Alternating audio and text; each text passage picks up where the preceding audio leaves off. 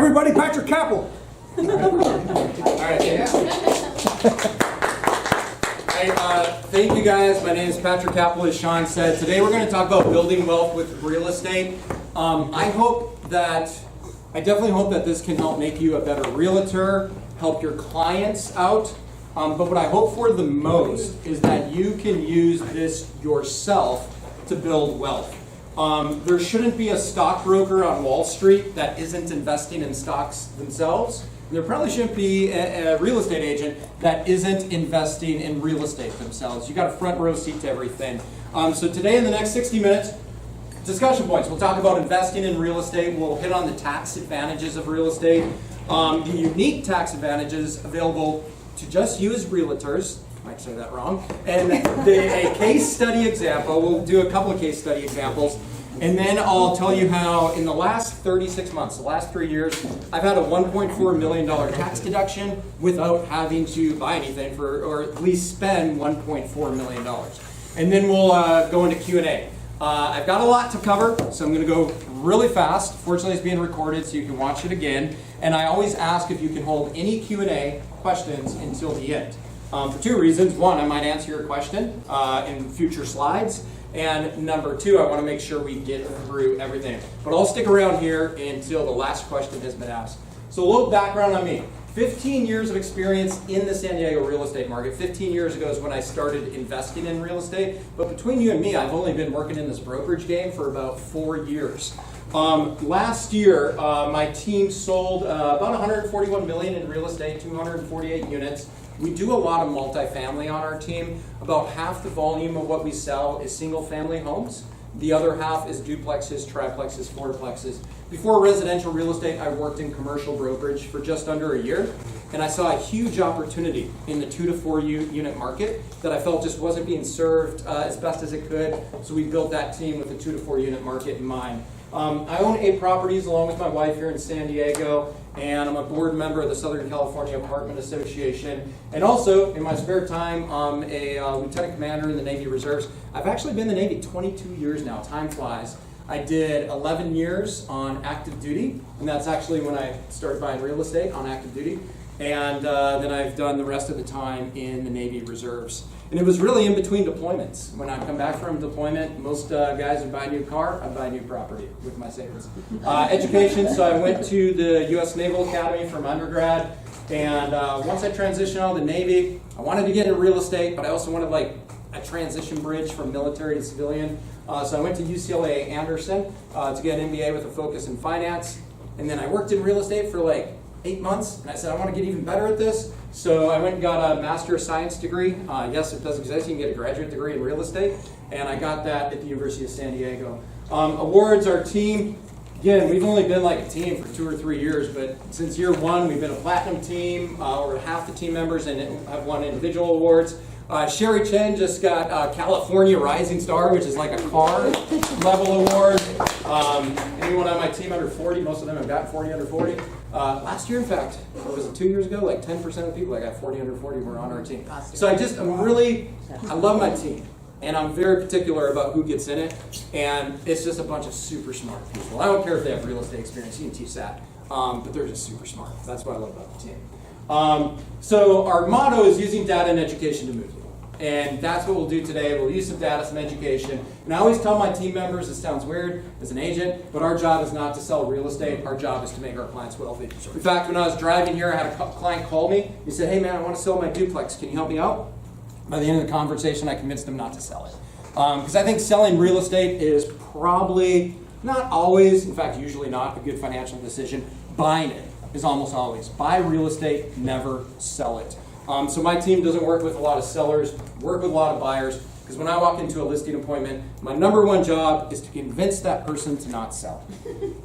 Yeah, right? My number one job when I walk into a listing appointment is convince that person to not sell. And they'll say, well, I need the money. We'll do a cash out refi. And then they'll say, what's a cash out refi? And then I'll teach them what a cash out refi, and they'll say, thank you, Patrick, client for life. Or I'll say, why don't you turn it into a rental? Well, I don't want to deal with property management. Here's a property manager. Keep it as a rental. 10 years later, they'll call you because their property is now worth hundreds of thousands more and they kept it. So our job is not to sell real estate, at least on my team, is to help our clients build wealth. As I put up here, for you specifically, You can make pretty good money in brokerage. You can make pretty good money in brokerage, but you can create generational wealth through investment. In brokerage, you can make hundreds of thousands of dollars, you can make millions of dollars, but you can make tens of millions of dollars if you're out there buying the real estate and holding it. And as a realtor, as I mentioned, you have the best access, the front row seat to real estate investments here in San Diego. So a quick question, just so I know who I'm talking to. Who in the room owns the property that they live in? Who in the room owns the property? Okay, good. Most of you, I can see that. And then my second question, who in the room owns investment real estate? Still a very good number. All right, that's good. Good to know. Robert Kiyosaki, I like some of the stuff he says, not all of it, some of it. Two first books that I read were Millionaire Next Door and Rich Dad, Poor Dad. And Robert says not how much money you make, but how much money you keep, how hard it works for you, and how many generations you keep it for. So I really think of that line, not how much money you make, but how much money you keep. So I want to talk a little bit today about cash flow versus appreciation, simply because I get this question all the time, why invest in California real estate? I'm from North Dakota, my wife is from Missouri, we're both Midwest people. I graduated in a class with like 60 people in it. Across the street from my house was a wheat field. So I grew up in the middle of nowhere. I can tell you right now, if you buy real estate in my hometown of Grafton, North Dakota, it will cash flow like crazy. You will cap rate maybe 7-8%. I can also tell you that in the next 30 years, it'll be worth about $20,000 more than what you bought it for. High cash flow markets, and then there's financial reasons for this, which is too much to go into today, but high cash flow markets typically have low appreciation. High appreciation markets, key San Diego, typically have low cash flow. Your overall, if you add up, like in the stock market, you get a dividend plus you get growth, right? And if you're about to retire and I'm your stockbroker, I'm going to say, all right, go buy some cash flow dividend paying stocks. But if you're young and you got years of work ahead of you, I would say buy growth stocks because that doesn't get taxed. So we're going to talk about how you can implement that same strategy in real estate. Tax-free, tax-deferred growth. Because a lot of times my clients will be like, well, why should I buy in Oklahoma? And I'll say, because you're 30 years old, you're making good money. Do you really want to get money cash flowing to you that's also going to get taxed at your high tax rate? Or do you want to invest in real estate that is going to grow and build you wealth, tax-deferred, maybe even tax-free? So at the end of the day, when it comes to real estate, Uncle Sam loves your rent checks. If you are a cash flow investor, Uncle Sam loves you. If you are an investor who targets appreciation, you don't give Uncle Sam much of anything. At the end of the day, he will stay away from most of that appreciation. Now, there's a big misconception in real estate. You go on all the podcasts, Bigger Pockets. You read any website or a book about real estate or talk to realtors, and they think cash flow. What is cash flow? It's that rental monthly check. That's what they think is cash flow.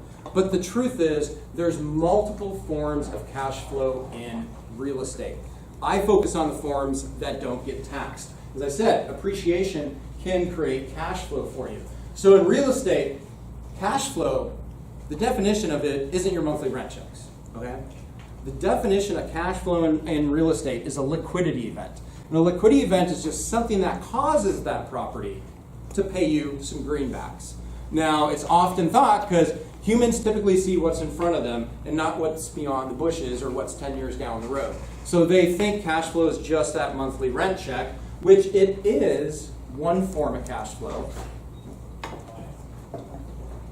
But you got others. A property sale. You all know because you sell real estate. All of a sudden that cash flow is not like $3,000 a month. It's $500,000 you got in one day. That's a form of cash flow.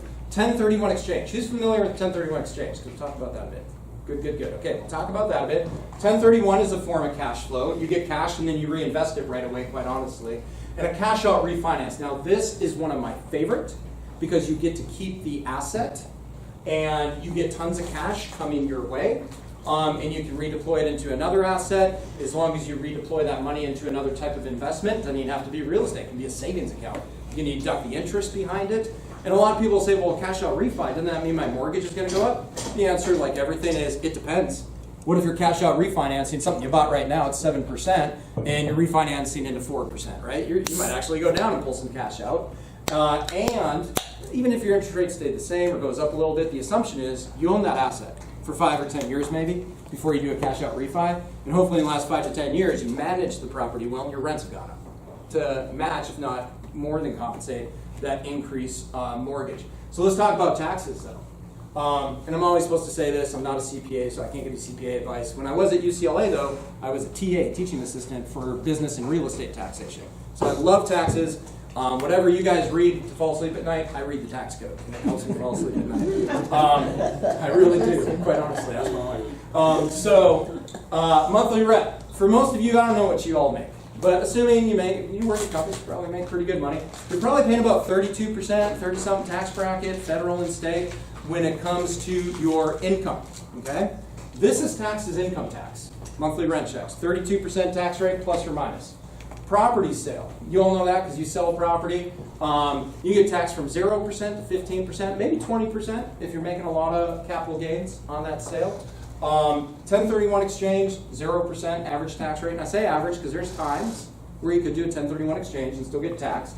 Cash out refinance, one of my favorites because 0% tax rate all day long, every day. You can pull out literally hundreds and hundreds, you can pull out millions of dollars and not get taxed on it. And there's nothing better than getting like $500,000 check in your hand and not have to pay any taxes on it. That's a cash out refi. So most people in this world, they work for ordinary income. The wealthy build fortunes through long-term capital gains. And I don't know why they don't teach this stuff in high school, but the truth is, again, maybe it's because people they see what's right in front of them, the shiny objects, and ordinary income comes quick. And it's real quick cash, and you go out to eat with that money. Long-term capital gains usually doesn't come quick, and it's going to take a while till you access that money, so you can't spend it right now. But it's just not taxed. And I'm telling you right now, the system is rigged. And I grew up as a poor kid, guys. I grew up in that small town, North Dakota, because we were poor. I have learned that the system is 100% rigged. 100%. And it's rigged for the wealthy. Some would say. I would not say that. I was not born wealthy. The system is rigged for those who are willing to take the time to learn and study it. You can be anyone in this world. And if you learn and study the system, you can win all day long. It's not rigged towards the wealthy. If it was, you wouldn't have people inherit tons of money and then all of a sudden lose it in the next 10 years. It is rigged towards those who will understand it. So I'm going to teach you a little bit to hopefully understand some stuff. What's the difference between ordinary income and long-term capital gains? One thing, taxes. So we'll take 2 examples. And guys, what I'm talking about for the next 5 to 10 minutes, how are you going to use this? Use this as ammunition. When you're sitting down with a client and they say, well, why should I buy California real estate? I'm going to go buy something in Texas, Arizona, Oklahoma, Inland Empire, because it's going to cash flow more. What's your rebuttal, right? What we're going to talk about in the next 10 minutes is your rebuttal. So this should help you in brokerage, and it should also help your own mindset of why you should buy in your home city here of San Diego. So let's say person A, for every $100 they earn, they get taxed 0%. Person B, every $100 they earn, they get taxed at 32%. Who's going to end up wealthier at the end of the day if they make that same amount of money? Heck, you could have this person making 120 and that person making 100, and the person not getting taxed is still going to make more. You see, in life, you got a couple of partners. Compass is probably a partner. Maybe you got a spouse who's a partner. Uncle Sam is your partner. Uncle Sam is your financial partner. So is California, and they get a little slice of everything. Now they're not taking it for nothing. They're giving you roads. They're giving you utilities. They're guarding our borders, and war, whatever you name it. I worked for the government for a while. But they are your financial partner. But they say, hey, do you understand some stuff in life? We won't take much money, if any, from you. So ordinary income, what falls into that category? Money you earn from work or job. Cash flow from dividends. Rent from investment real estate. Think of a stock the same way you think of real estate. Both pay dividends. One is, you call it a dividend. The other, you call it a rent check. Both go up in value. If I buy Facebook stock, Google stock, any stock, at my age, I don't care if it pays dividends. I want it to go up in value. When I'm an old man, I want it to pay dividends. Same with rent. At my age, I don't want it to pay cash flow. I've got my wealthiest investors call me and they'll be like, Patrick, show me something that's going to appreciate a lot and pay me nothing cash flow, preferably negative cash flow, so you get some tax write-offs. And that takes you over here to long-term capital gains. Capital gain in certain investment assets like stocks, business ownership, That can give you a long-term capital gain as well as appreciation of real estate. And as you can see there, the lowest tax rate is 0, the highest tax rate is 20%. And that's at the federal level we're talking. We're not going to deep dive into like state levels and stuff too much because 50 minutes. Ordinary income, though, the lowest tax rate is 10%, the highest is 37%. Which world of tax rates do you want to live inside of? I like to live in the world on the right. So here is your 2022 income tax brackets. All right. There's another chart I had up here that showed if you're single, but to save time, I'm just putting up the married chart. So if you're married, filing jointly, and you make money through work, this is your tax table. Okay, on the left. Let's break it down to real estate. If you make money, if you own investment real estate, and you make your return on that investment through rent checks, cash flow, this is where that's getting taxed. Left side. Now, let's say you listen to my presentation and you're like, instead of buying that Texas property, that Texas eightplex, that's going to pay me a ton of cash flow but maybe not appreciate, or that Oklahoma, or you name the city, I'm going to buy some California real estate, coastal California real estate in a place like San Diego, and it doesn't pay crap for cash flow. But you know it's going to appreciate because stuff on the coast just does. And there's a lot of reasons that we won't talk about right now. Join one of my webinars, we'll talk about all the stuff going on in San Diego that's going to make us appreciate more than we have in the last 50 years. But this is where the wealthy operate, and this is appreciation of real estate. So for the wealthy, Uncle Sam says, your first like $83,000, we're not even going to tax you. The wealthy make money through passive appreciation. Then they say, you can make up to $500,000, and we'll just tax you at 15%. And everything you make over $500,000, you can make millions, you can make billions of dollars, and we'll cap your tax rate at 20%. That's what they do for people that understand the system and invest for appreciating assets. For every other American, which is like 90% of them, this is what Uncle Sam shows them. And they say, look, we're going to tax like 37% of your money away. This is stupid. So you should live your life to be on the right side, especially when it comes to investments. Now, we're all going to work, right? We all work. So you're going to get taxed here. I get taxed here no matter what on some stuff. But my real estate, I don't want to get taxed there. So the other cool thing is, I showed you what Uncle Sam's going to charge you, but there are numerous ways to make an infinite amount of money and still get taxed at 0%. We kind of hit on them and we're going to dive in them. Things like 1031 exchange, things like cash out refis, we're going to dive into that right now. So how do you reduce or eliminate taxes on investment gains? Most of you are probably somewhat familiar, very familiar with all these. Homeowner exclusion, that applies to everyone.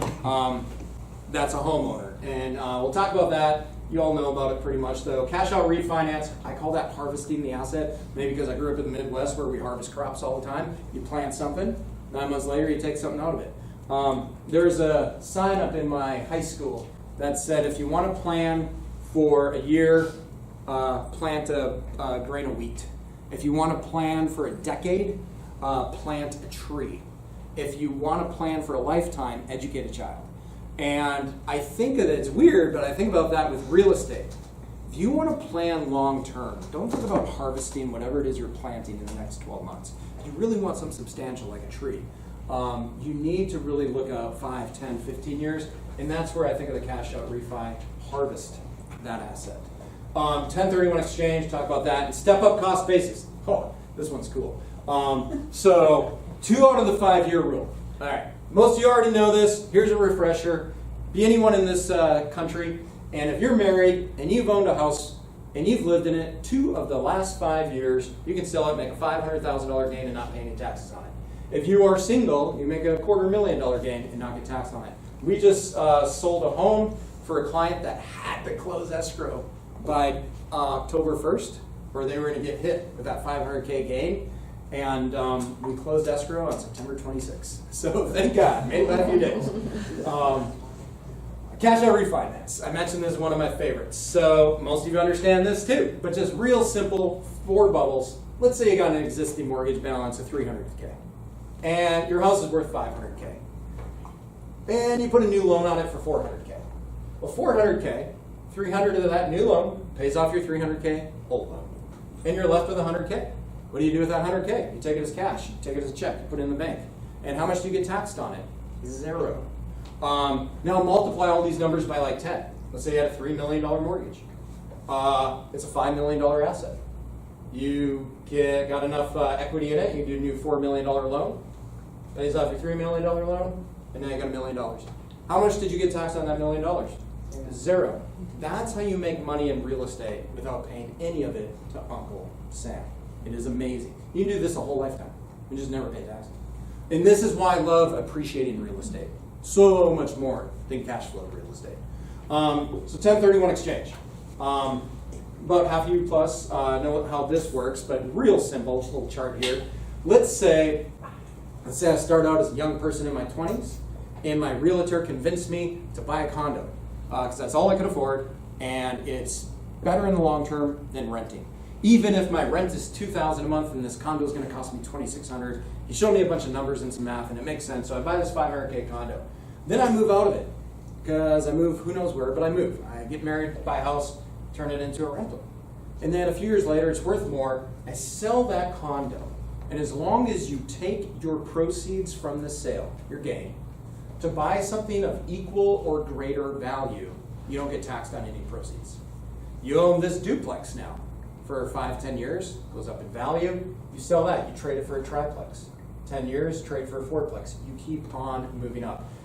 In the 1031 exchange world, in our team, we probably do a 1031 at least once a month or so. It's called swap till you drop. Just keep on swapping up. Next thing you know, you started with this $500K condo, and now you own a $2.5 million asset. And 99 out of 100 times, you probably didn't put any more of your own money into any more down payments, because you just rode the appreciation, that's your down payment. Rode the appreciation, that's your down payment. Now here's something really interesting about the 1031 exchange. In 2017, something really big happened. Tax Cut and Jobs Act, okay? Biggest tax bill we'd had in quite some time. And the 1031 exchange went away for everything except real estate. That inherently made real estate more valuable. And you're realtors, so you might be wondering, well, what else would you 1031 exchange besides real estate? You could 1031 exchange about anything before 2017. Think about art. Why do all these super wealthy people buy art and then they just put it in a safe? Can't even look at it. They do it because you could go buy a Picasso for like $3 million, hold on to it, and you could take loans against your artwork, just like a house. Own that $3 million Picasso for 10 years. It goes up, now it's worth $5 million. I sell it for $5 million, and I 1031 that Picasso into a Leonardo. So you can 1031 artwork. But once 2017 happened, you couldn't 1031 artwork, farm equipment, business equipment, only real estate. Thank God for the lobbies we belong to, CAR-NAR, because they kept that thing alive for us. Your dues, do stuff like this. Keep these advantages alive. So inherently, all of a sudden, that's the only thing that you can 1031 now. Automatically makes it a more valuable investment because you can't 1031 other assets. Art auction houses went through a tough time in 2018. What I really love, though, I mentioned this one, the step-up cost basis. This is magic. So, and actually it's the IRS tax code, which is like smoke and mirrors, guys. It is magic. So you 1031 your whole life. You maybe put down 5% because you owner-occupied this thing. So you only put down like 25K. And then turn it into investment, 1031, 1031, 1031. And now you're like 90-some years old. You've had a really good life. And you want to leave it to your children. Now, and here's something where you are just a bad person if you tell an old person to sell an investment. Because here's the thing, guys. Let's say this is a 95-year-old lady, and I'm a realtor, and I go to her, and I say, hey, you should sell your property before you pass away. Because it's easier to leave cash to your kids than real estate. Okay? If she sells this the day before she dies, she gets taxed on $2 million of capital gain. That sucks. If she doesn't sell it, because I'm an honest realtor, and I say, hey, don't sell it, give my business card to your kids, and her kids sell it the day after she dies, or any day after that, the IRS gives them a step-up cost basis. What is that? They pretend the kids bought it. They didn't, they inherited it, but they pretend they bought it, that it has a new value of $2.5 million. So the kids can sell it for $2.5 million and pay zero in taxes. Because if you buy some for $2.5 million and you sell some for $2.5 million, what's your gain? Zero. Now, if they sell for 2.6, they made 100K. But after broker fees, they probably still made 0. So this step-up cost basis is how the wealthy pass generational wealth on, 100% tax-free. Now, there's a tax exclusion. Everyone's like, oh, the death tax, it's such a bad thing. Unless your net worth is over $20 million, you shouldn't care about death tax. Because you can pass on like $11 million individually, a little bit more, I'm rounding the number, $22 million for a married couple, and not get taxed 1 penny. Now, as long as you have it in assets that are appreciating, you can pass that to your kids and they can sell that asset and not get taxed at all. This is probably one of the best reasons to invest in appreciating real estate instead of just simply cash flow. Now, if you're like me though, you're probably thinking, well, I love my kids, but I also love me and I want to spend some of my money going on cruises and going to Europe and enjoying my retirement. And what's the fun of having $2 million if it's all tied up? You can't spend it on you. And that's where we get back to harvesting the asset, the cash out refi. So you're not going to let $2 million just sit up in equity. That's not fun. Every now and then, you're going to do a little cash out refi and go take that Disney cruise you wanted to take or whatever it might be, go to Europe. So this is how you use the asset, save your kids money, don't pay Uncle Sam any money, and that's what I love. So let's go through a quick little case study. This is actually a friend of mine I went to the Naval Academy with, Brad. He's an EOD officer. He's crazy. His job is to take bombs apart, EOD, explosive ordnance disposal. And after we graduated the academy in 2014, he bought this duplex for just north of Balboa Park, $726,000. In 2020, we sold it for $1.021. He made $295,000 tax-free, even though he wasn't living in it anymore, no more homeowner exclusion, but we decided to do a 1031 exchange. So we 1031 exchanged that nearly $300K into 4 units down in IB. This fourplex on 15th Street, bought it in 2020 for $1.05 million. And just recently in 2022, sold it for $1.455. So you can see like how the number's growing here. And this is a young guy, he's not even 40 yet. But over an 8-year period, he created over $700,000 in wealth. And how much did he have to work for that? Not at all. Guys, you don't, like real big money, you don't work for. You create it. And you create it by doing one thing, making decisions. That's all you gotta do. You gotta make decisions. Truth is though, and you all know this, because you work with humans, most people are afraid of making decisions. You can say, hey, do you want a cookie or a slice of cake? They're gonna take 5 minutes, and those are both good decisions, unless you're on a diet. Like, people just don't like making decisions. And that's why most people don't do this. And then the other thing, they're afraid. They're afraid. So he grew $0. By the way, he bought that with a VA loan. And then he moved out, turned it into a rental, so 1031. There's more tax advantages to non-owner occupied than there are to owner-occupied property. So I ask you guys, if you could buy an investment, because this gets back to San Diego, and all your clients are like, I don't want to buy in San Diego because it's negative cash flow, right? Okay. If you could buy an investment property and at negative cash flow, $11,000 to $16,000 a year, would you buy that? 99% of people would say no. In fact, maybe even 100. I don't know. A lot of people would say no. I can tell you everything I've ever bought in my life, negative cash flow for the first year or two. So I'm going to give you another option. You can buy property B. It requires $135,000 that you got to put into it over the course of 5 years. And at the end of 5 years, it's going to pay you back $630,000. That's a 366% return. Would you invest $135,000 over 5 years to get $630,000? 99% of people say, yeah, that's a no-brainer type of decision. But what if I told you property A and property B are the exact same property? And how do I know that? Because we built a mathematical model on it. And it shows, hey, average rate of appreciation in San Diego, which, anyone know what that is over the last 35 years? 6%. 6%. So in the last 35 years, and if you look at the average rate in the last 12 months, last 24 months, you're wasting time. Because if you want to know a data point, don't look at a photograph, a short moment of time. Look at a long movie, like 35 years. San Diego over the last 35 years has appreciated on average 6% year over year. Some years more, some years less. We're probably going to appreciate more in the next 20, 30, 40, 50 years. What's going to happen in the next 12 months? Nobody knows. But what's going to happen in the next 10, 20, 30 years? All I got to do is give you two numbers, 1 billion and 9 billion, to tell you what's going to happen to San Diego. In the last 20 years, the average amount of venture capital investment in our county has been about $1 billion, 1.1, last 20 years. And last year, over $9 billion. The year before that, over $6 billion. The year before that, over $4 billion. You can't go from $1 billion a year average investment in a county in venture capital and biotech money from $1 billion to $9 million over a 36-month period and not change the housing environment forever. And I always say San Diego today is San Francisco circa 1990s. And the Silicon chip changed San Francisco home values forever. And what's happening here in biotech is going to change San Diego home values forever. Again, what's going to happen in the next year or two? Who knows? Crazy world we're in right now. But long-term trends, what's going to happen to our real estate here. And you didn't have to be a tech entrepreneur to make millions of dollars in San Francisco in the 90s. You could have been a real estate owner. Same thing here in San Diego. Just own that asset. So going back to this, this last thing I asked you though, would you invest $135K over 5 years to get this return, blah, blah. A lot of people I talk to are like, I will never invest in cash flow real estate. It's the dumbest thing ever. Never invest in negative cash flow.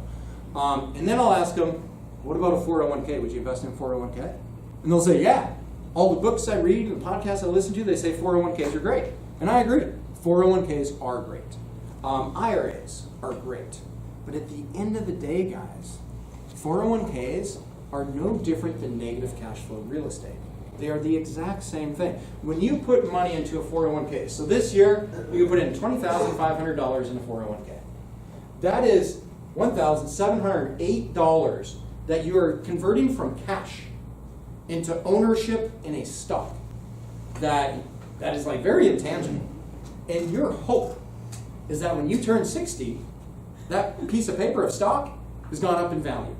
And you are negative cash flowing $20,000 a year, and it doesn't faze you. Because books you read when you were a kid, the teachers who taught you said 401ks are good. And you're hoping that stock market goes up 10% per year over time, right? Now, how is that different than a piece of real estate, piece of stock, piece of real estate that I put in $1,700 a month? Now, I'm not saying necessarily everyone should go out there and buy a fourplex that's going to negative cash flow $1,700 a month. Some people could go broke doing that, right? Some people wouldn't. But I am saying it's no different. Well, actually, it is a little different. The real estate investment has way more tax advantages than that stock investment. You can depreciate it. You can do these step-up cost bases. You can do cash-out refis. Some of this weird stuff you can do with the stock market, but that gets a little bit sophisticated. It's more simple with real estate. And if you own the real estate, guys, put 25% down on something, your IRR, internal rate of return. When you look at the cash flow, the principal payment, and the appreciation, really the three parts of it, right? Over the long term, you're probably going to hit over a 20% annualized return. Now, if you leverage it quite heavily, like my buddy here, who bought that thing with a VA loan, 0% down, what was his return? Infinity. You try and put that into Excel, and it's going to give you an error because Excel cannot calculate infinity because that number doesn't exist. But if you put 0% down on something, you make money on it, that's an infinite return. Now, if you do like 5% down, we always do these models in our spreadsheets with our clients. We're like, hey, if you do 5%, you're going to negative cash flow more. I can tell you that. But your return might be 300%, 400%, 500% over the long term. This is how you're never going to get rich getting 10% returns, guys. Well, not like stupid wealthy. But you can if you're getting these amazing returns, which means you got to accept a little negative cash flow. But I look at my life the way I look at a business. Like if I'm buying property X and it cash flows a little bit negative, but its growth is really making my net worth go up, that's what I care about. Because at your age, your cash flow is not your investments. Your cash flow is your investments when you retire. But at your age, your cash flow is your JOB, your job. That should be you got to take it all into one accounting jar. So let's talk about depreciation for a second, because I mentioned that. I usually don't like a bunch of words on slides, but I thought it was very important to get some definitions knocked out so that you can understand them. The first one, depreciation and bonus depreciation, we'll talk about next. So depreciation is an accounting method used to deduct the value of something over the useful life of that business object, investment object. Depreciation creates an accounting loss even when there is no actual loss. And this is where I talk about like accounting, tax code, it's all made up by humans. It is so fake.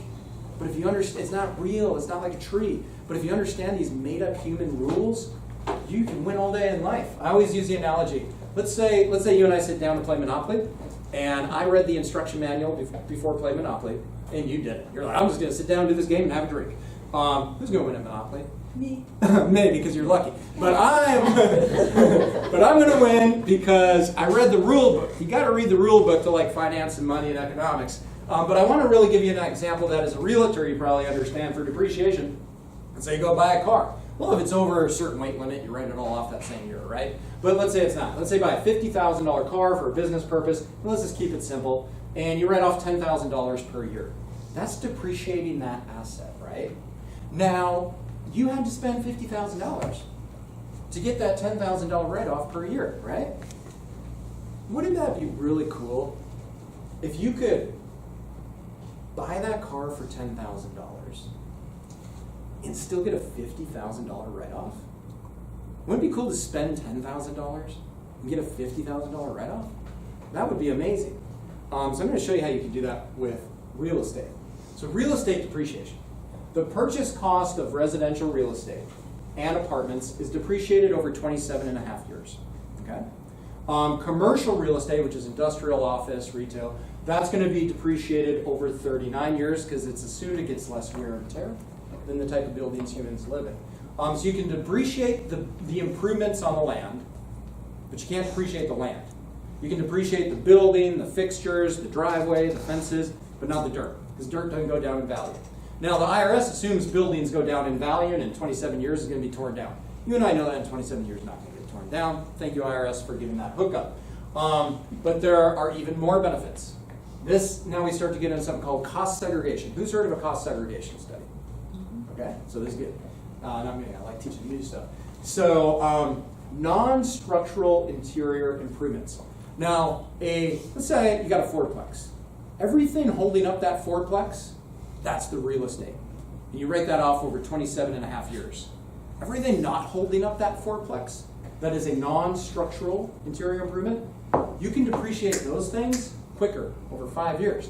And just like that car you bought for $50,000, you would rather depreciate all $50K the year you buy it instead of stretching it out over 5 years. Because now you get that tax write-off up front, more cash in your pocket. So if you can cost segregate and say, hey, there's wiring, carpet, cabinets, flooring, stuff like that, and take a faster write-off on it, good for you, more money in your pocket the sooner. Okay? And let me be clear too. There's two ways you make money, a lot of ways you make money, but one that people don't think of is you make money through a job, right? Another way to make money is by not spending money. We all learned as a kid, a penny kept is a penny earned, right? And I'm not talking about like the shoes you bought or the dinner you went out to. I'm talking about the money you paid to Uncle Sam. The money you don't pay to Uncle Sam legally is money you just earned that stayed in your pocket. Guys, I am fortunate. I don't have to pay much in taxes, but I do it all legally. I talk to other realtors, and I'm like, "You're doing what?" It's crazy deductions people take, but there's ways you can get big deductions and be super above bar with it. So other thing you can accelerate is outdoor site improvements, driveways, patios, fences, stuff like that. You get to write off over 15 years. Bonus depreciation. It gets better. So the ability to accelerate the depreciation of an object to the year of purchase. Rather than depreciate a little over time, you can depreciate all up front. The Tax Cut Jobs Act, I told you that was a big one. 2017 created bonus depreciation that allowed any item depreciable in 20 years or less to be depreciated immediately. Guys, the 2017 tax bill was written for realtors. 1031 exchange went away for everything except for real estate. All this stuff I had to depreciate over 5 years or 15 years, I can now depreciate immediately.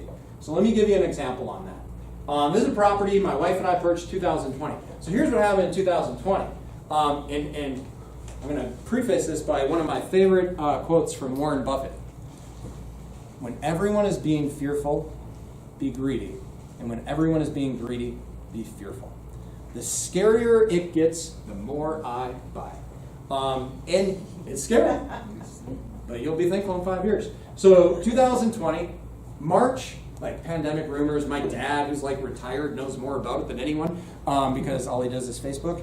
And 2020, March, and then we get into April, and then we get into May. What happened to the real estate market? it stopped. It like grinded to a halt. Crickets. So March, April, May, I'm like, man, nobody's buying anything. Everything's scary. There's no competition. It's kind of like right now, guys. Kind of like right now. So what did I do? In April, I put an offer. Maybe it was May. Put an offer on to buy this fourplex. A block and a half to the beach. 1.35. All of them like townhomes. No over/under, just side by side. 2-bed, 1.5 bath. The realtor, guys. Here's the thing I'll tell you as a realtor: don't make mistakes. And easier said than done. But when I worked in the Navy, I worked in nuclear power. We couldn't make mistakes. You have like a meltdown otherwise.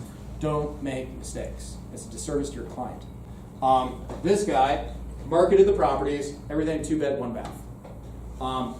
It was a property manager that was selling it. He said, no, and I walk in the door on my inspection. I'm like, oh, it's 2-bed, 1.5 bath, all the units. And the listing agent said, oh, I didn't even realize I had a half bath. What? You could get sued for that because you are now misrepresenting a $1 million asset you're selling for a client.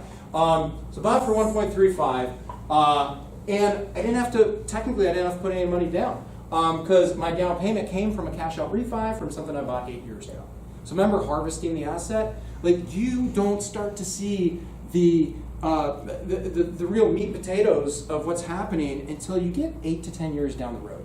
Well, most people don't like to wait that long. So 10 years down the road, I'm doing a cash out refi on a property I bought a while ago to make the down payment on that. So it's pretty much like I'm not putting any of my real estate brokerage earnings down on it. That year, I got a $212,000 tax write-off.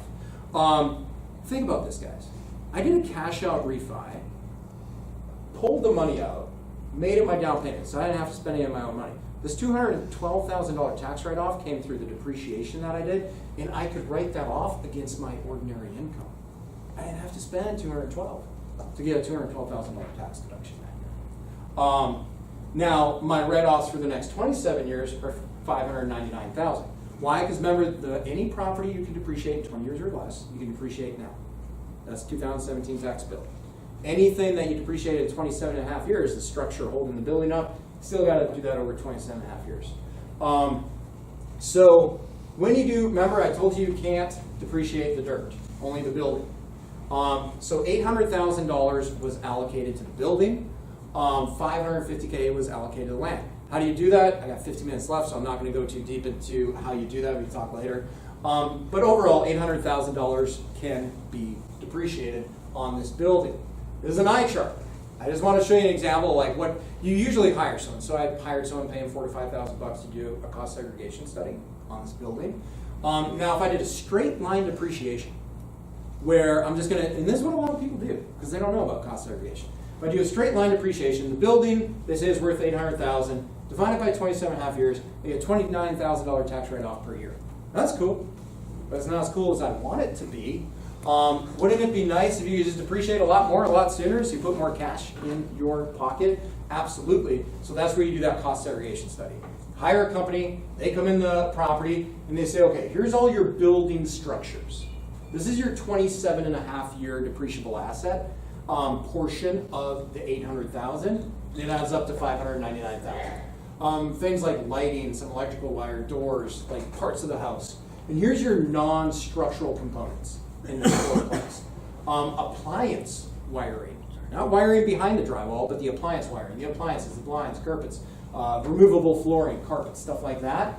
And that's what we can depreciate in 5 years. And that adds up to $154,000 in value.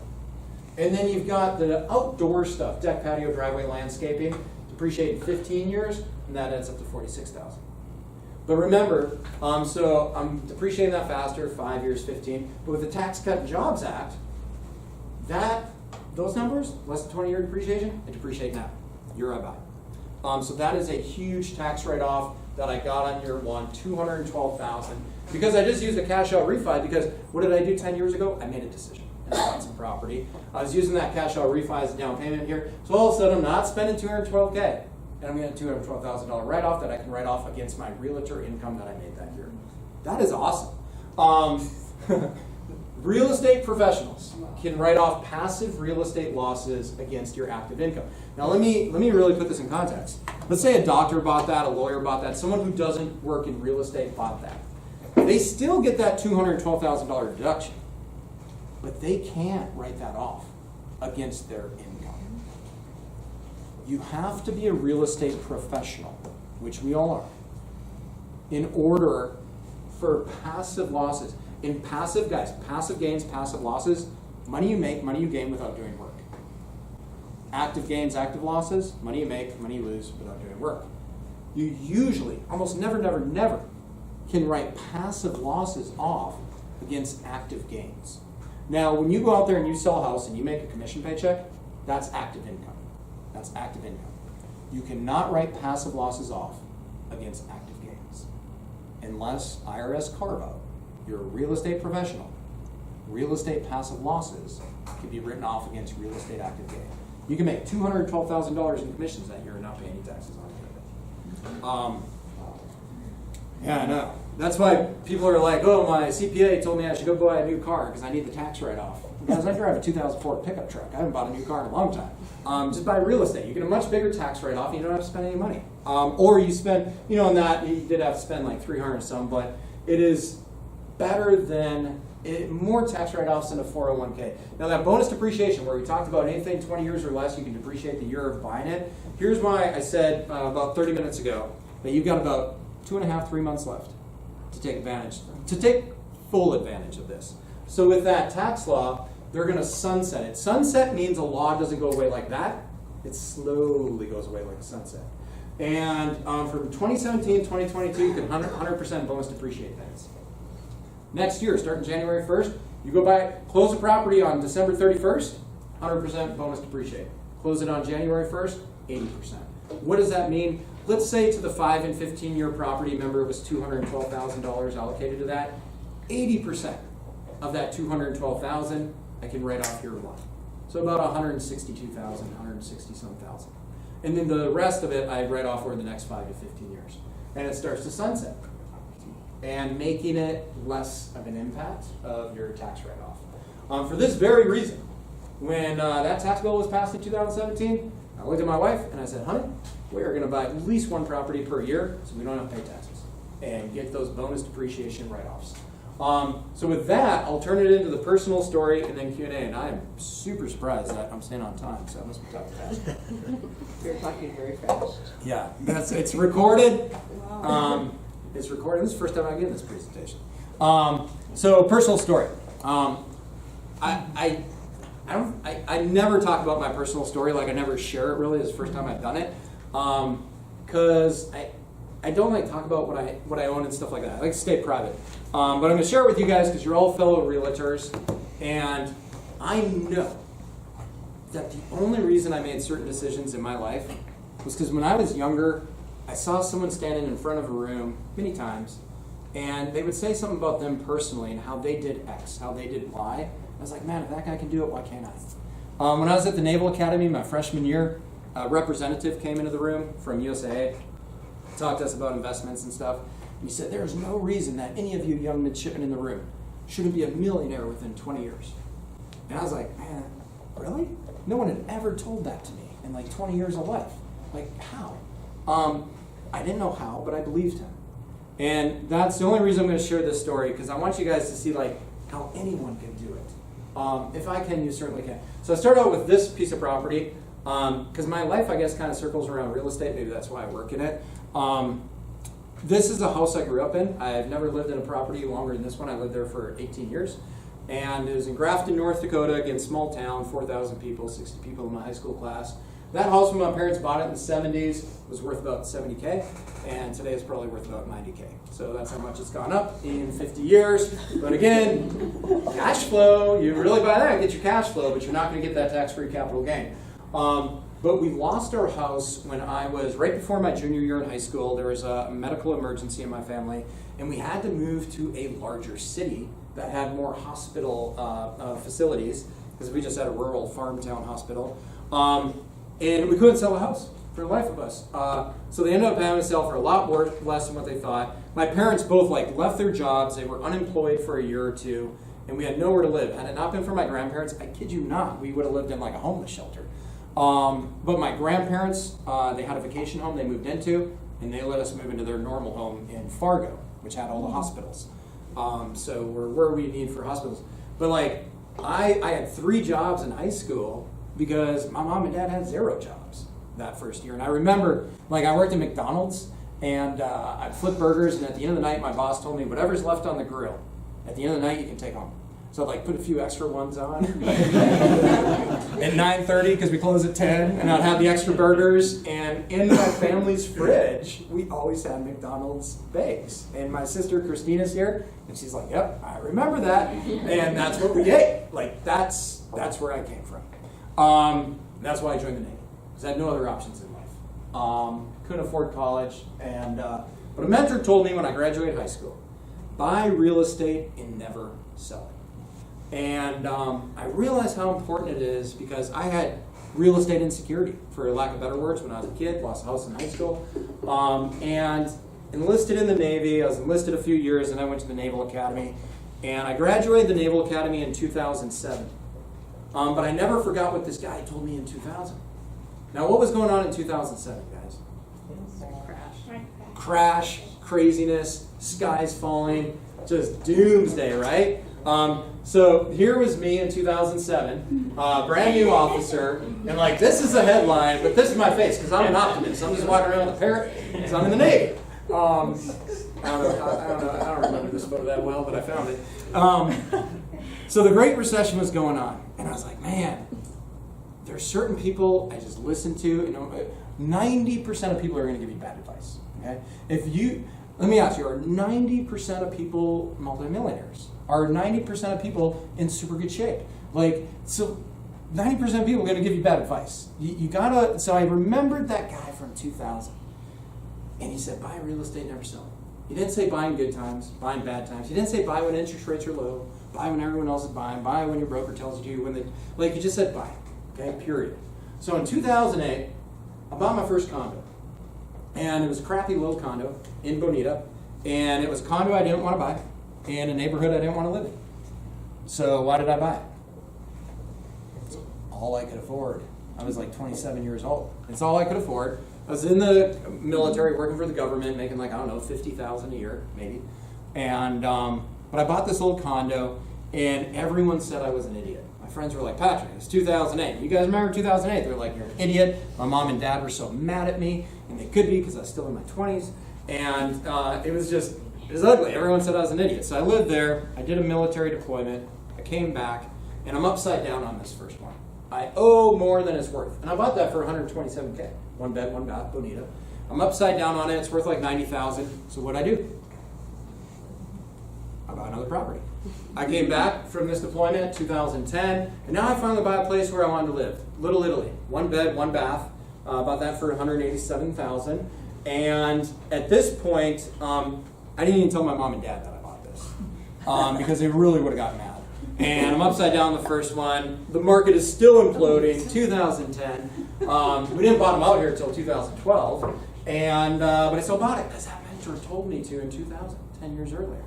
So I do another deployment, made rank, became a lieutenant, came back, and I'm upside down on both of these. This one I bought for 187, is worth like 250. I'm upside down both the mortgages. Rented out the first one though, I put a tenant in there, both owner-occupied loans. So when I made rank, what did I do? Bought another one. And now it's 2012. And for those of you that were in the business in 2012, that was the bottom of the San Diego market. That's rock bottom. You never know the bottom until it's in the rear view mirror. Okay. So I was like, whatever, I'm just going to keep buying. And I didn't care about cash flow because I had a job. My job, working for the government, best cash flow you can get. So I bought this house in Point Loma, 2012, bought for $695K. And every story, every property purchase has a story behind it. Obviously, these were some foreclosures and short sales and stuff like that. This one had black mold growing in it. Guys, if it's got black mold, bad foundation, leaky roof, show it to me, I will buy it. Because that is the best thing to buy. Black mold, everything can be fixed, repaired, and changed except the location. It's the only thing you can't repair. So I'm all about locations. This one's $695K. Ocean views, over 2,000 square foot home, 4 bed, 3 bath. I haven't bought that. And that's 2012 though. Then I dived into my first multifamily. That's when I made rank. Actually, I became a lieutenant. And actually, the week before my wedding, I closed escrow on this, and I bought a duplex in Lemon Grove. I didn't want to buy this duplex. I didn't want to buy in Lemon Grove. So why did I buy this one? That's all I could afford. And a lot of these too, when I was buying them, guys, I'm crazy. I'd have like $10,000, $5,000 left in the bank after closing escrow. Like I was like, what can I qualify for? Let's go get it. Let's go big. So I bought that, and I still own all this stuff. So I bought that duplex. First time I got into multifamily, I was like, oh, this is cool. Then I got married in 2014. So, and my wife works in medicine, so I'm like, oh great, now we have 2 incomes to go buy some more real estate. So fast forward, that's kind of like my first half, buying a single guy. And then the first place my wife and I bought together was this little duplex in Linda Vista. Love the Linda Vista area. And the deal story on this, guys, don't sell what's not your forte. I don't do like high-end luxury. If it's a $10 million listing, I'm going to call someone who does $10 million listings and say, hey, let's co-broker this thing, man, because it's not my wheelhouse. If you're selling a 2 to 4 unit and it's not your wheelhouse, feel free to call me or anyone on my team. We'll co-broker it with you, and we'll make sure you do it right. Because if you do something that's not your thing, you will do it wrong the first time. The first time you do something, you should always do it with someone who's done it for some time. So the broker screwed the seller on this one. I bought that for like $728,000. I would have paid $800,000 all day long for it. But they listed it at $749,000. And I would have bought for $800K. Why? Because the broker put down, this guy's been in the business 30 years, not saying names, but I've also learned, just because you've done something a long time doesn't mean you're good at it. Just because you've done something, I mean, Michael Jordan was good on year 1, and then there's guys in the NBA 10 years, and so this broker listed it that it had pro forma rents, which means projected rents because it was vacant. It was flipped by REIG. You guys know REIG. It was flipped by them. They put in pro forma rents of like $1,900 a month. And these are 3-bed, 1-bath units, front yard, backyard, side-by-sides in Linda Vista. I was like, there's no way I'm going to get $1,900 a month on these. I'm going to get like $2,500 a month in rent. And I bought it within a week of closing escrow. I had both units leased up at $2,500 a piece. That's why I would have paid $800K for that bad boy. And then the next one, this was a Compass broker actually that sold it. But this next one, another mistake. They thought that this is in Hillcrest, right across UCSD, the new hospital being built. And they advertised something like title rep said you can build like up to 9 units on this lot, buyer to verify. I can build 16 units on that lot, way more than 9. In fact, I just got my my historical review done, partnering with the dude next to me, and we're putting up like a 32-unit apartment building on that one and the lot next to it. But the sellers don't know what their property is. Civilians don't like understand this, like non-real estate people don't understand the value of the dirt, the zoning, opportunity zones, transit priority zones, bonus density based on what you build. They don't understand that stuff. And if you don't, call me if you're going to sell 2 to 4 and we'll help you out. But so they mispriced it. And I dove on that thing like a grenade and bought it so that I could develop it. And then this one I already told you the story of, mispriced, bought it right at the onset of COVID, didn't advertise the correct bathrooms, wasn't managing it well. So that was a heck of a good deal. And then this one on the bottom right, guess what? You don't need a real estate license necessarily to sell real estate or represent yourself. Lawyers, California lawyers can act as brokers. And the seller of this property is a California lawyer, real estate lawyer actually, and he was doing a for sale by owner. Now this was like a multi-million-dollar home. Do you stage multi-million-dollar homes when you sell them? Of course you do. Do you make them look good? Do you like put a marketing budget together? Of course you do. Now, for sale by owners, are those people usually kind of cheap? Yeah. So you think they're going to stage it? Do you think they're going to do a marketing budget? No, this was just mismarketed. Oh, and by the way, when is the worst time of the year to go to market? Fall and winter. So this went to market right before Thanksgiving. No staging, not great marketing, worst time to go to market. And my wife and I were actually just walking down the street one day and we saw this for sale and we were like, oh, that's like a really once-in-a-lifetime deal. Let's get it. So we bought this property. Like every purchase, there's a little story behind why was that a good deal. And then so I did the math, and this is all going to like fall into what we already talked about, cash flow versus appreciation. And it took a long time. And remember, half of that was on a military salary. Okay, this is why anyone can do it. Poor kid, North Dakota, working at McDonald's. And then a military salary was when I bought that first half. And then just me and a wife working at UCSD bought that second half. And over those 14 years, remember it takes a long time. Over those 14 years, That's 7.1 million purchase. You're not going to go do that tomorrow, but you can do it over time. And this is like what we coach and teach to our clients so that they can build wealth. I would much rather help a 25-year-old buy their first $500,000 condo than help a 70-year-old sell a $5 million property. Commission checks are completely different. But I am so much more fulfilled helping those young people get started on the path to financial freedom and wealth. Because that's fulfilling. That's why I left commercial real estate. But the big thing is, that's what it was purchased for. But remember, tax-free appreciation. I don't invest for cash flow. Everything here, negative cash flow at first. But you fast forward to now, that is about $12.7 million in property value. Because guess what? Stuff goes up over time, especially when you buy in a place in San Diego. That's $5.6 million in tax-free growth that you can do cash out refis. That's how I'm able to do a cash out refi, 300-some-K, and go buy something else next. It takes time though. This took about a decade and a half. The other big takeaway to kind of tie it all together, the depreciation and tax write-offs we talk about, between 2020 and 2022, in 36 months, 3 years, I got $1.4 million in passive depreciation tax write-offs. I didn't have to spend $1.4 million. I got that because stuff I bought 10 years ago, cash out refi, that's the down payment. The deal I just bought is now giving me that bonus depreciation that starts to go away at the end of the year, giving these massive tax write-offs. Is this fair? Not at all. My grandma always said, if you want life to be fair, you're going to be very disappointed. Because it's just not, and the tax code is not fair. Life isn't fair, but it is written for those who learn it and understand it. In that 35% tax bracket, getting that kind of deduction is like putting $500K in your pocket. So I'm going to close it out with just a couple of last words. First of all, when I was a young kid, I thought like money's real. Like it's the difference between life and death, right? But as I've learned, money isn't real. Like trees are real, the sky is real, birds are real, rain is real. What's natural is real. Money is 100% made up. And whenever something, I'm not saying it's not important. It is. But it's also made up. And when something's made up by humans, it doesn't have natural laws. It has human laws that humans created. And because of that, you can learn those laws that humans created. And they won't be fair, like nature. And you can, I don't want to use the word manipulate, you can utilize them to your advantage, your client's advantage, your family's advantage. It's just numbers on a screen at the end of the day. And if you learn the rules of money, taxes, growth rate, economics, and if you learn to understand how this made-up invention really works, you can make the numbers on the screen get bigger.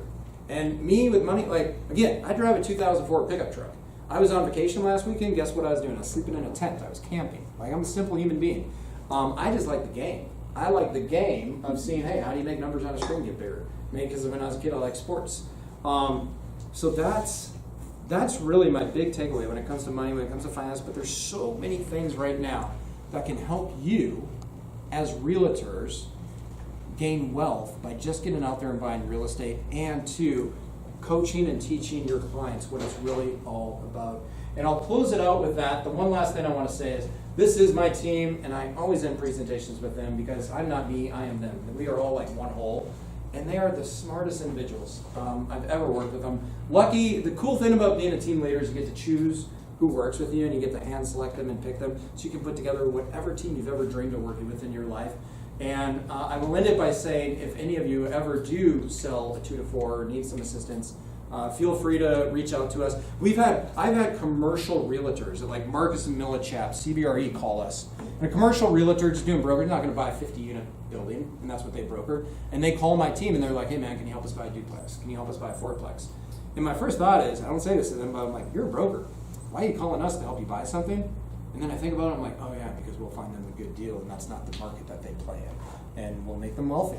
So with that, this is my contact info. If any of you want to reach out to me, but I work at Compass just like you, so pretty easy to find. Patrick Kappel, and I will turn it over to any Q&A that might exist. I have a burning question. Yeah. So your case study, $700,000 gain, did he 1031 that? So That's a he good get question. that gain? Brad is one of the nicest human beings I ever met. Again, I always try to talk clients out of selling. I try to talk him out of selling. His mom needed some money, and his there's another lady he knows that he has a child with that needed some money. She needed a new car, all this stuff. He's had some big life changes. And he took a big chunk of that money and he did reinvest it into real estate, so that portion was tax deferred. And another chunk of that money he gave to a couple of women in his life that needed money. And that's why I say 1031 is not always tax-free. Like the portion that you take and go give to people or spend on whatever, that he got taxed on that, but the other stuff he rolled into real estate. It's a cool story. Thank you. Any other questions? Covered a lot. What do you guys think? Anything, mindset change, real estate? We need to digest them. This was awesome. Thank you. Yeah, thank you so I mean, much. I'm speechless. I've got more questions to develop and ask later, but that was fantastic. Can we do a big hand?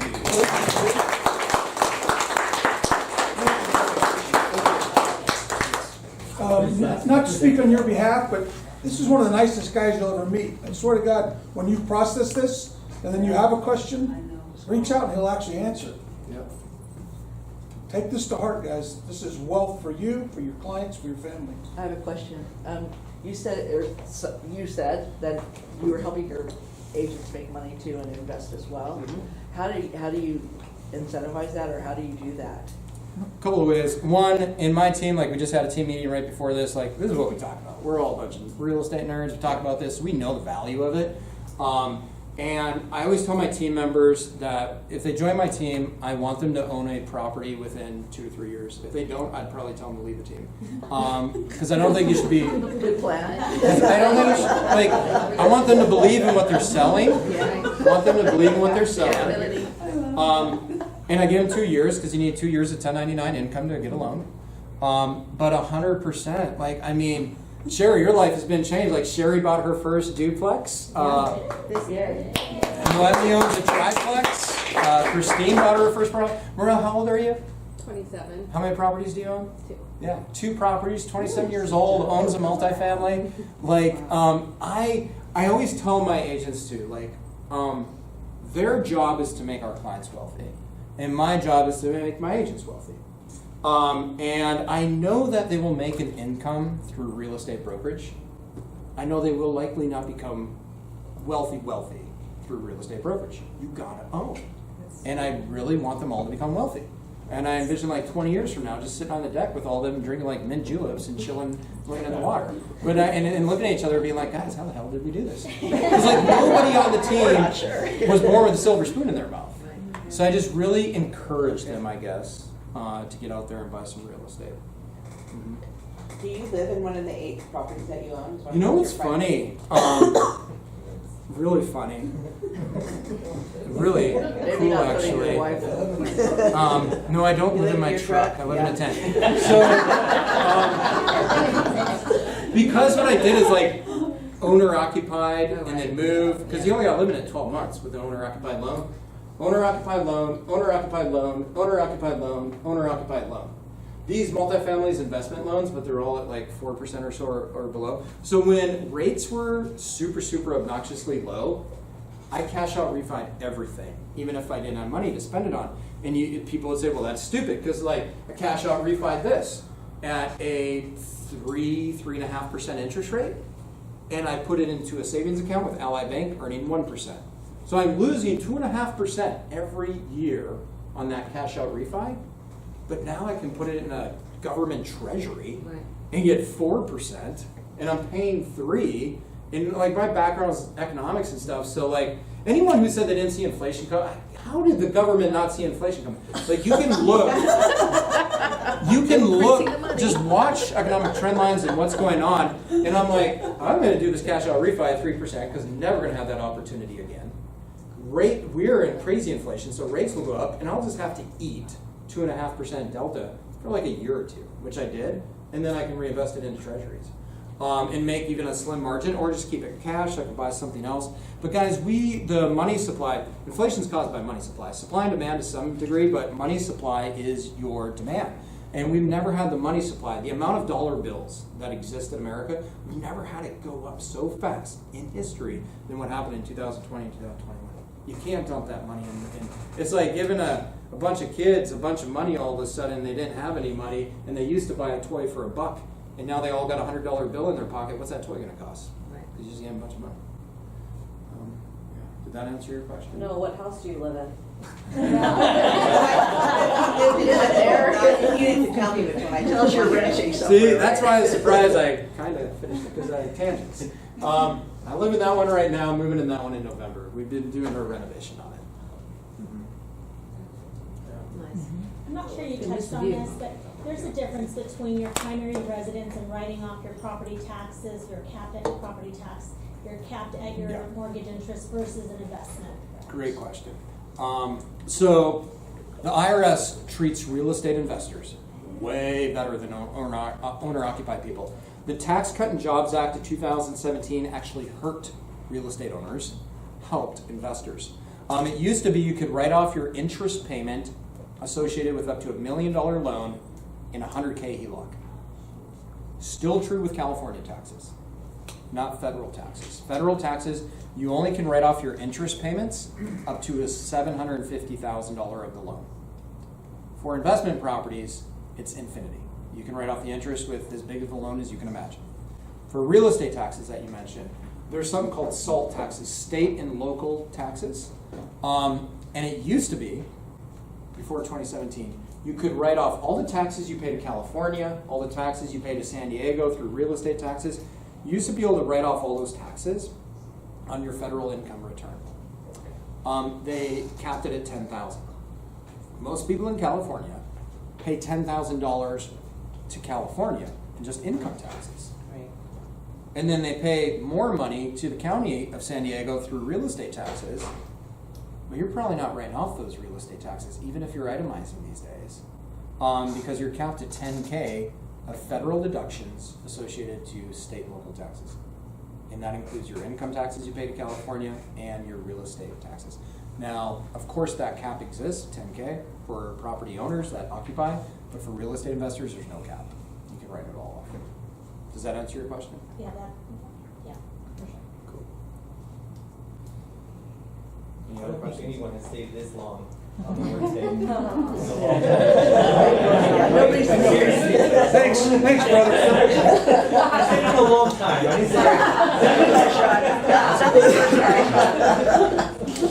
It's not about you, Sean. Yeah, you can go next. Yeah, I got nothing after this except buy new shoes because my soles are falling off. They really are. Okay, so for people who aren't real estate professionals, how can they take advantage of bonus depreciation? Can they only take it off of passive income, like stocks? So if you're not, here's the cool thing. If you're not a real estate professional, you can, two things. If you marry a real estate professional, you can now take those losses. So any of you looking to get married, just go find someone and be like, I'm a real estate professional, you own a bunch of real estate, but you're not, but like, you marry me, you get some new tax write-offs. But isn't that cool? So like, my wife makes money at UCSD, and because I'm a real estate professional, the passive losses don't just get written off against my brokerage income, but they get written off against her UCSD income too, because you're married, finally and jointly. So that's one way, marry a real estate professional. The other is if you have 200 and some, whatever, make up a number of passive losses on your real estate and you're a doctor, you can write those passive losses off against passive gains. So maybe that physician or whoever your client is made some passive gains in the stock market this year, made some passive gains by, you name it, and they can write that off against it. Answer your question? Yeah. Yeah. Man. That's funny. I always get fazed when I speak to a group because I was born a mess, and I had a speech impediment all through like 5th grade. I had to go to speech therapy. I couldn't talk. I could not talk. I was that kid like Forrest Gump. You know, he had a thing on his legs. I had a thing on my head. It was weird. I failed 2nd grade because I couldn't spell, I couldn't talk, I couldn't write. I was in basic skills. Remember, like in Wednesdays, like those special kids get taken away to go get some special training. That was me. Crazy. Yeah. Any other questions? I like talking about this. You stuff. presented this so well, whatever you Yeah. practiced. I mean, 6 of this. I put this together last night. This spiel. It was It was amazing. Spot on. Yeah. Thank you. Yeah. This is what I love, man. This is why I work in this. You can tell.